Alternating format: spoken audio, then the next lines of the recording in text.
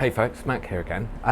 Just a very quick thing. I just had about 100 quid come through from TSB just for switching a current account to them. Now I've actually now switched through about 4 different providers, I think. I'm about £700 up. Now, because I've had a bit of time on my hands and I've kind of done it out of a bit of boredom, but I thought I'd quickly share how I've done it because I think the idea of switching a current account just sounds kind of ominous and a pain in the right? But I've not found this a pain at all.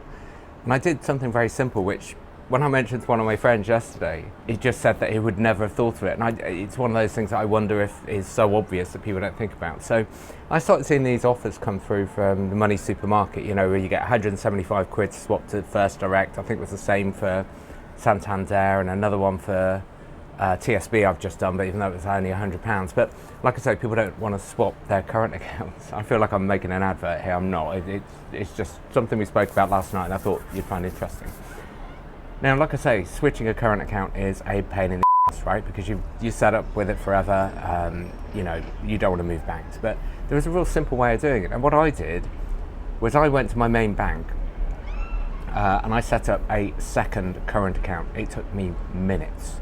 And then what I did, you have to look at the qualifying criteria for the moves, right? Most of them were, I think you had to have like 3 direct debits and you had to use your debit card once you received it. But what I did was then I moved 3 direct debits to that account. And they were small ones. They were like a TV license I pay annually. There was another one for, you know, some subscription or something like that. It took me minutes to do and it was no big deal. I think there was only about maybe 40 or 50 pounds worth of direct debits that I moved. And once I set that account up, that's the one that I switched to the new provider. Now what the switch service does, sets up a new account with you for a new place. So let's say it's my first one that I tried was First Direct, for example. So they'd set up a current account, but then they automatically switch the account from your old provider, the one you select, and it's only the account you select, and move it to First Direct. Once they've done that, they get all your direct debits, they close the old account, and then they give you £175. Now the first time I tried that, I was a bit baffled by this. I thought, well, what's to stop me then switching that account from First Direct to the next provider? It turns out there's nothing. They can't take that money back because there's regulatory controls around reasons they can't do it. So what I've done is I've ended up with one account with 3 direct debits, which are next to nothing, and I've had to use the debit card, but you know what? I use it for coffee and stuff like that. You just throw a bit of change in there. First Direct, for example, I think had a restriction where you had to put in £1,000, I think. Sorry, my camera just flashed. I thought it was going wrong. Where you had to put £1,000 in for the first month, but then, of course, you can do that and you can transfer it straight out again if you want, as far as I can tell.